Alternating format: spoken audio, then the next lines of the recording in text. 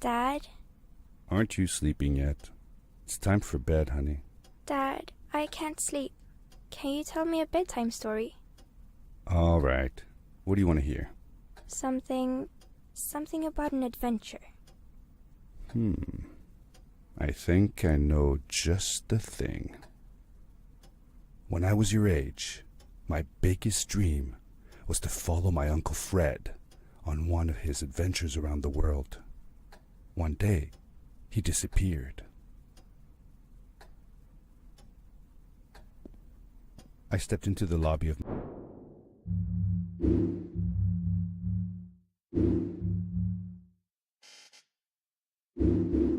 my uncle's house. It lay just across the hill from where I lived with my mother, your grandmother. She had tried to keep me from going, but I wanted to see if Fred was home yet from his latest adventure.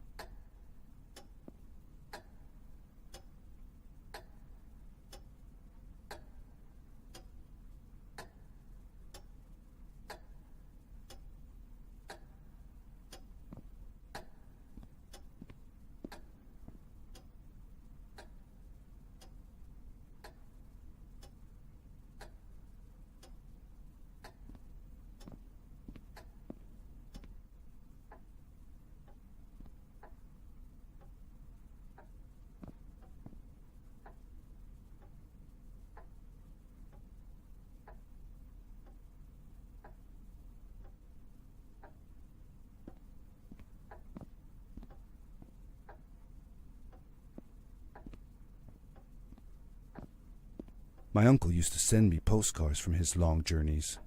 Greetings from Nepal, Galapagos, Kilimanjaro, the Amazon River. This was the first time he had left without a word, without sending cards.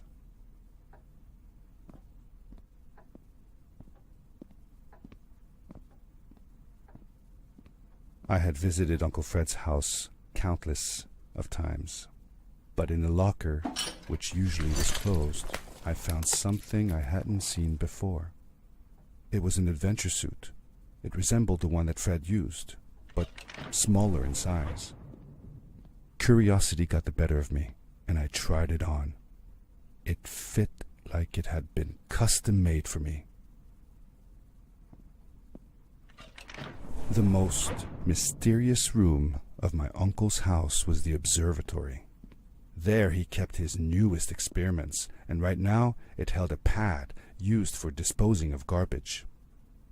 Uncle Fred had warned me not to touch any of his things. But, as I said, I was a curious child.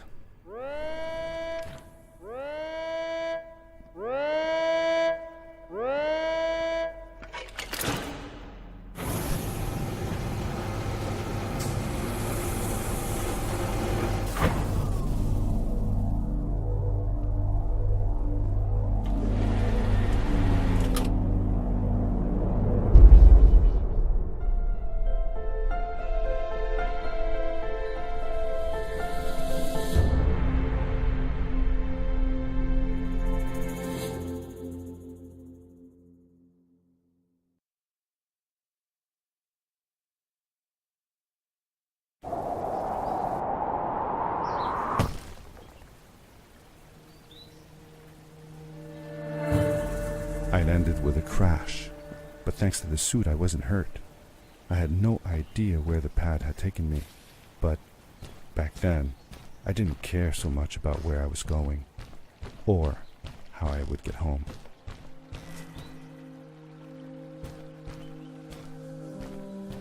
The suit protected me from falls on the ground, but not in water.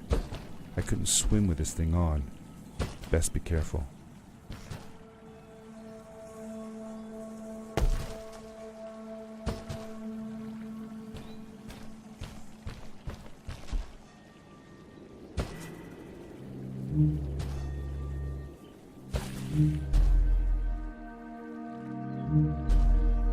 I was sure that someone had been here before me. Someone had built these bridges and carved these symbols, but who? Where were they now?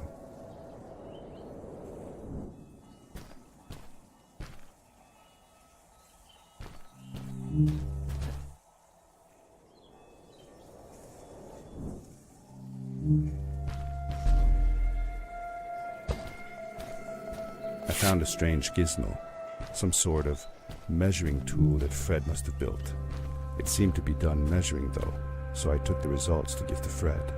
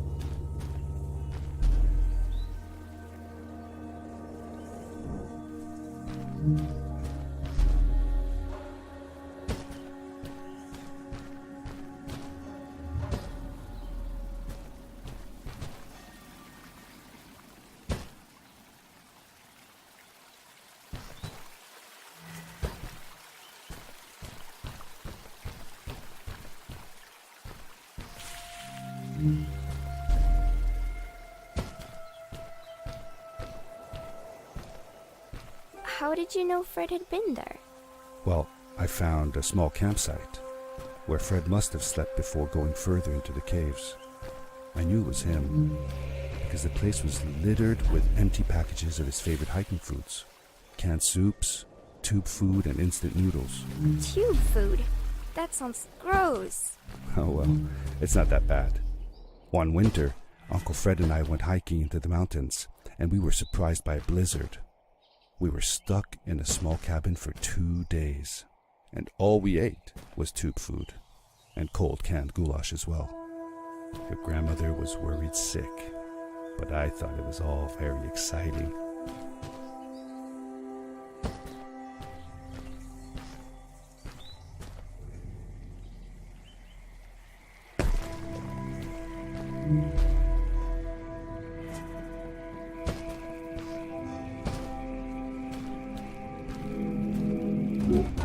The power core I found activated the suit's grappling device when I picked it up. It must have been left here by my uncle.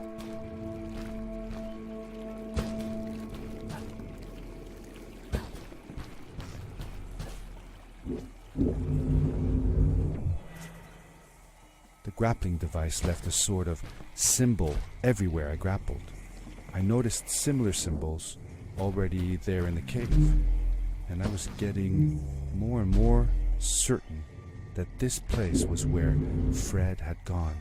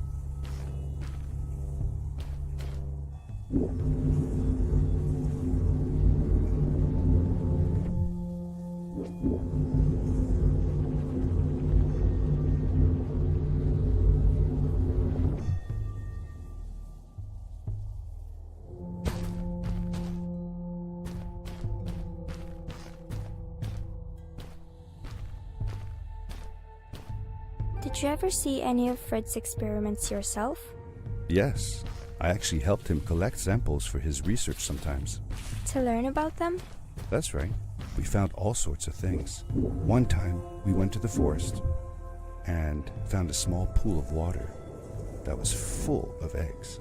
Eggs? Were there chickens in the forest? No, not chicken eggs. These were small and jelly-like. Hundreds of them. Fred told me that they were frog eggs. He was in for a surprise, though.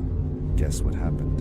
What? What happened? Well, we took some eggs back home, and one day, Fred woke up with bites all over his body. Turns out, it wasn't frog eggs after all. It was mosquito eggs. Ah, poor Fred. I know. He did find real frog eggs eventually. He told me that they were very, very special, but I don't know what happened to them.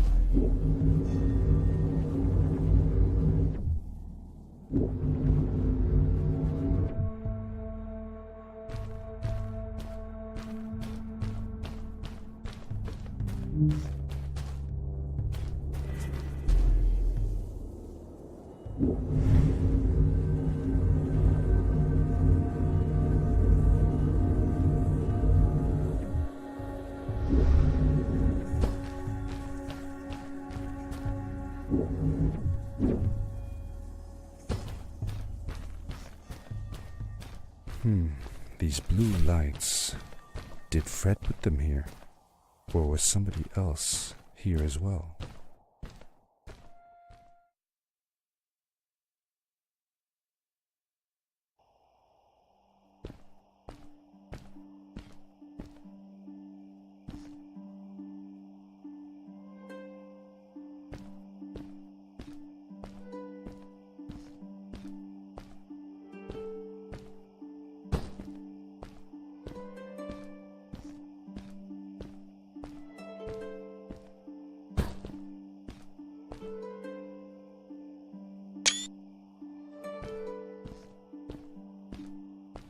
Hello, who are you?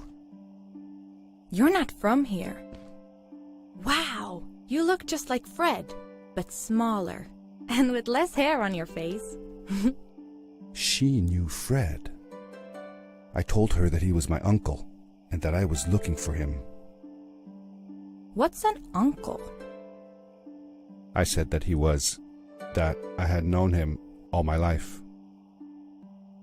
Really? Me too. I'll help you find him. I'm Madeline. The others call me Mad Maddie sometimes. I don't know why, really, but you can call me Maddie. You've never been to the village, right? Let's meet over there in the square. I'll show you around. I bet you can get there easily with your suit thing. So, I'll see you there. I couldn't believe it. An underground village, inhabited by frog people, or more like salamanders. Either way, they walk like humans, they talk like humans. How is that possible?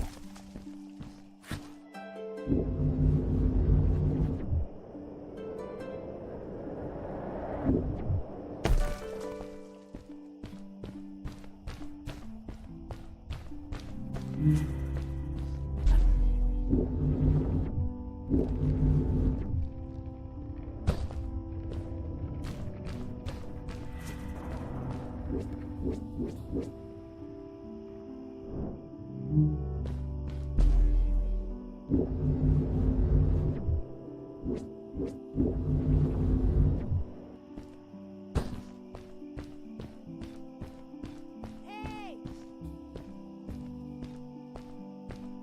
Over here! Hi, welcome to my village. This is the town square, and that over there is Fred's tent. I haven't seen him in a few days, though. Maybe our elder Samuel knows where he is. He knows a lot of stuff. Mostly boring stuff, if you ask me, but it's worth a try. Before asking him, though, you should check out the village. It's not so bad, unless you have to stay for too long. When you're done, go to the island with the windmill, and you'll see Samuel's cove from there. I'll go on ahead and tell him that you're coming. He's not much for surprises. Later! I thanked Madeline and agreed to meet her later. It was strange. How could I talk to someone who was not even human and still feel like it was perfectly normal?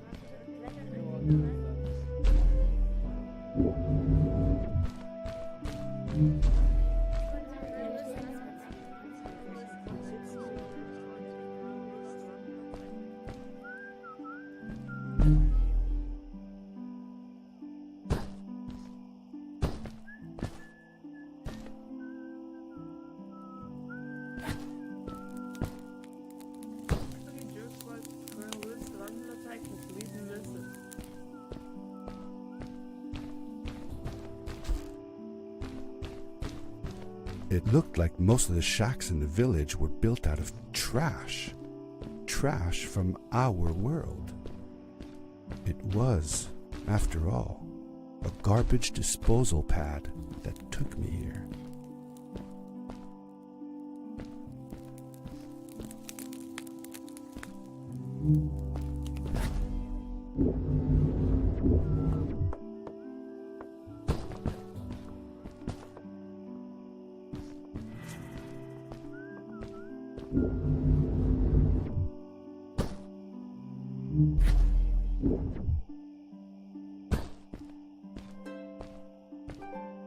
For how long had Fred been gone? I'm not sure. A couple of months, I think. Less than half a year for sure. I remembered hiking with him the summer before, but when I counted the days in his journals and from when I last saw him, it didn't make sense. Maddie said that she had known him all her life. Maybe she meant it figuratively. Figure... Like, she didn't really mean it. Like, when you say you'll die if you don't get a puppy for your birthday. That's true, though. I'm sorry. Of course it is.